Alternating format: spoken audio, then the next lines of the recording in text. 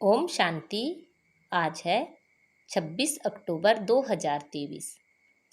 आज बाप दादा के अनमोल मधुर महावाक्य सुनते हैं। मीठे बच्चे, अभी घोर अंधियारा भयानक रात पूरी हो रही है। तुम्हें दिन में चलना है। यह ब्रह्मा के बेहद दिन और रात की कहानी है। आज की मुरली से प्रश्न है, सेकंड में जीवन मुक्ति प्राप्त करने व हीरे तुल्य जीवन बनाने का आधार क्या है? उत्तर है सच्ची गीता, जो श्रीमद् भगवान नुआच है। बाप तुम्हें सम्मुख जो डायरेक्शन दे रहे हैं, यह सच्ची गीता है, जिससे तुम्हें सेकंड में जीवन मुक्ति पद की प्राप्ति होती है। तुम हीरे तुल्य बनते हो। आज की मुरली से दूसरा प्रश्न है, स्वर्ग के घनेरे सुख किस पुरुषार्थ के आधार से मिलते हैं? उत्तर है रोज की पढ़ाई और योग से स्वर्ग के घनेरे सुख मिल जाएंगे। इसलिए पढ़ाई में कभी थकना नहीं। बाप टीचर बनकर पढ़ा रहे हैं तो तुम अच्छे मार्क्स से पास होने का पुरुषार्थ करो। इसमें आशीर्वाद व कृपा की बात नहीं है। आज मुरली में गीत बजा है, रात के राही थक मत जाना। ओम शांति। अभी यह गीत तुम बच्चों ने नहीं बनवाए हैं, यह तो फिल्म वालों ने बैठ बनवाए हैं। अर्थ तो कुछ भी समझते नहीं। हर एक बात का यथार्थ अर्थ ना जानने से अनर्थ हो जाता है। गाते हैं, समझते कुछ भी नहीं है। अब तुम बच्चों को श्रीमत मिली हुई है। किसकी? भगवान की। भगवान को ही भक्त नहीं जानते तो उन भक्तों की सद्गति कैसे हो सकती है? भक्तों का रक्षक है भगवान। रक्षा मांगते हैं, जरूर कोई दुख है, हमारी रक्षा करो। बहुत गाते हैं, परंतु भगवान कौन है, किससे रक्षा करते हैं, जरा भी नहीं जानते। भक्त अथवा बच्चे अपने बाप को ना जानने कारण कितने दुखी हो पड़े हैं। अभी इनका अर्थ तुम बच्चे समझते हो। अभी है घोर अंधियारी भयानक रात। आधा कल्प की रात है। कोई भी विद्वान, आचार्य, पंडित नहीं जानते कि रात किसको कहा जाता है। यूं तो यह जानवर भी जानते हैं, रात सोने की, दिन जागने का होता है। चिड़ियाएं भी रात को सो जाती हैं, सुबह होते ही उड़ने लगती हैं। वह दिन रात तो कॉमन है। यह ब्रह्मा की बेहद की रात और बेहद का दिन है। बेहद का दिन सतयुग त्रेता और रात द्वापर कलयुग। आधा आधा चाहिए ना। दिन की आयु भी 2500 वर्ष है। इस दिन रात का तो किसी को पता नहीं है।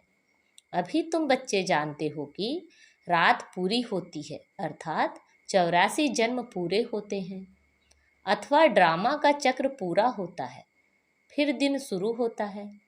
रात को दिन और दिन को रात बनाने वाला कौन है, यह भी कोई नहीं जानते। भगवान को ही नहीं जानते तो यह सब बातें कैसे जान सकते? मनुष्य पूजा करते हैं, परंतु समझते नहीं कि यह कौन है जिसकी हम पूजा करते हैं। बाप बैठ समझाते हैं। पहली पहली मुख्य बात है गीता को खंडन करने की। कहते हैं श्रीमद् भगवत गीता। गीता का पति है भगवान, ना कि कोई मनुष्य। ब्रह्मा विष्णु शंकर को देवता कहा जाता है और सतयुग के मनुष्यों को देवताई गुणों वाला कहा जाता है।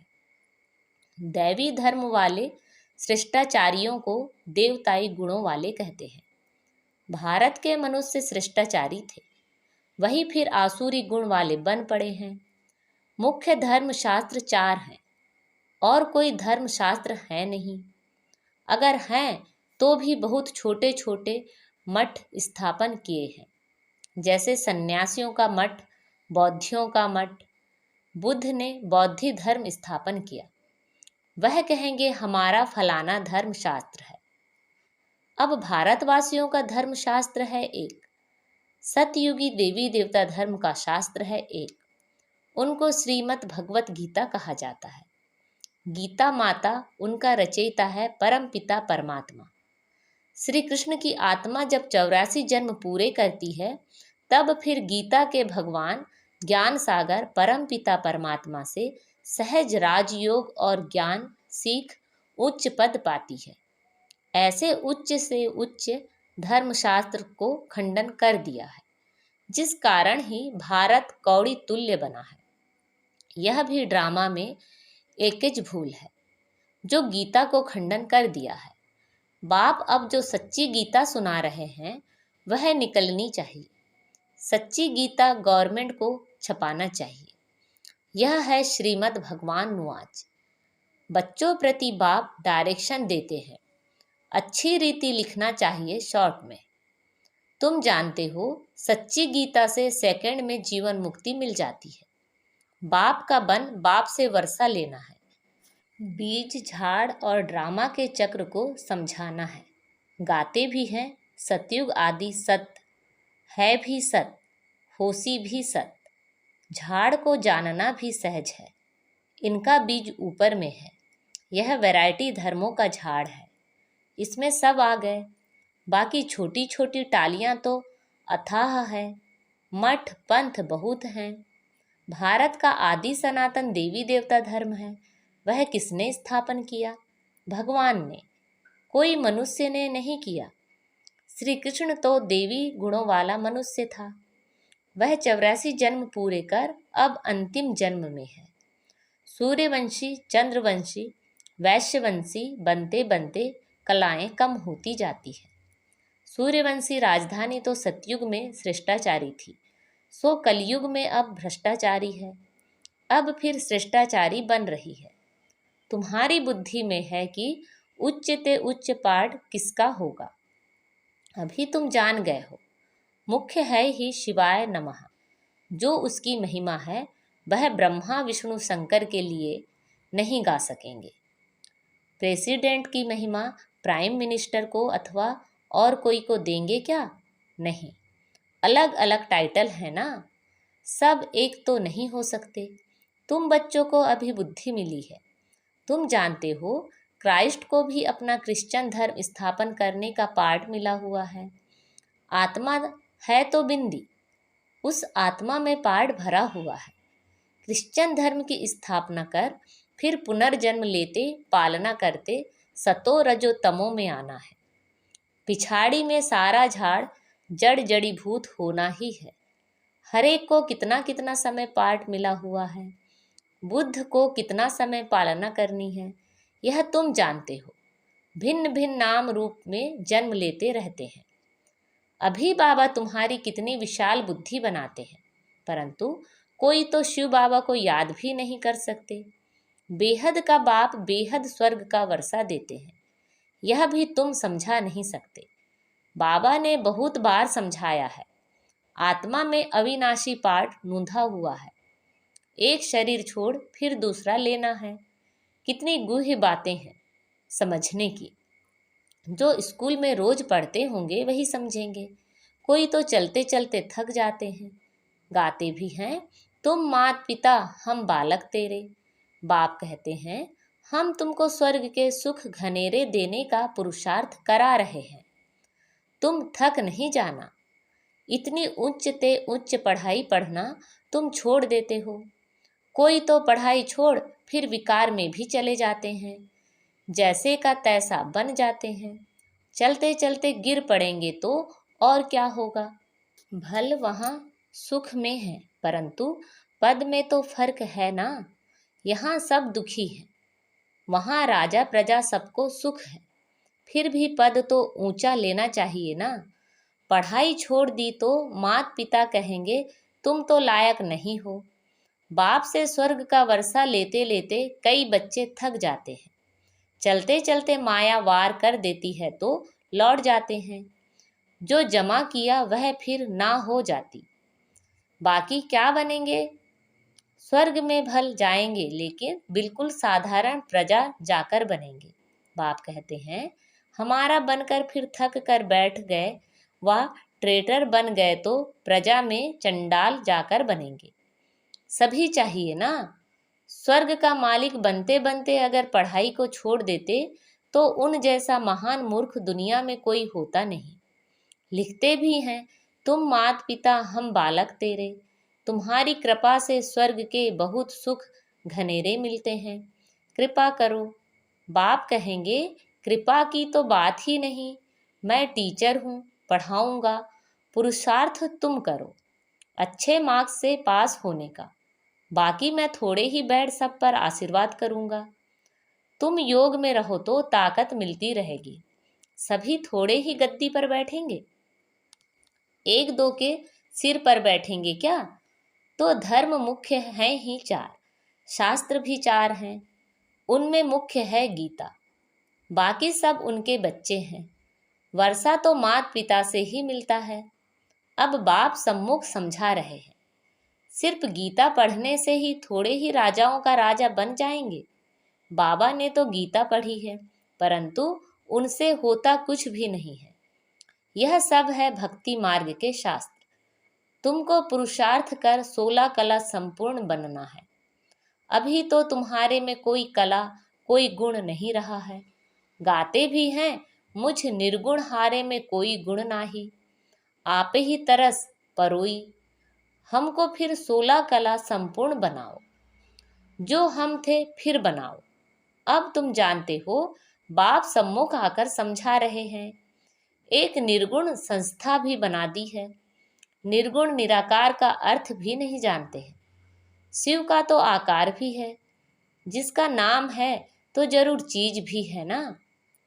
आत्मा इतनी सूक्ष्म है, उनका भी नाम है। ब्रह्म महतत्व जहाँ आत्माएं निवास करती हैं, वह भी नाम है ना। नाम रूप से न्यारी तो कोई चीज होती नहीं। भगवान को कहते नाम रूप से न्यारा, फिर उनको सर्वव्यापी कह देते हैं। यह कितनी बड़ी भूल है। मनुष्य जब इन बातों को समझे तब तो निश्चय करे, बाबा हमने आपको जाना है, कल्प कल्प आपसे राज्य भाग लेते आए हैं। ऐसा निश्चय हो तब पढ़ सकते हैं। यहाँ से बाहर निकलते और भूल जाते हैं। इसलिए पहले पहले तो लिखवा लेना चाहिए। बरोबर शिव बाबा आया है राजयोग सिखलाने। लिख कर भी देते, फिर पढ़ते नहीं। ब्लड से भी लिख कर देते हैं, परंतु आज है नहीं। माया कितनी तीखी है। बाप कितना बैठ समझाते हैं। तुम्हारी विहंग मार्ग की सर्विस तब होगी जब ऐसे ऐसे पत्र लिखेंगे। तुम्हारी शक्ति सेना में भी नंबरवार है। कोई चीफ कमांडर है, कोई कैप्टन है, कोई मेजर्स है, कोई सिपाहियों के साथ बोझा उठाने वाले भी हैं। सारी सेना है। बाबा तो पुरुषार्थ कराएंगे ना। हर एक के पुरुषार्थ करने से समझ में आता है, यह राजा रानी बनेंगे व अच्छी साहूकार प्रजा में जाएंगे, यह साधारण प्रजा में जाएंगे, यह दास दासी बनेंगे। यह तो बिल्कुल सहज है समझने का।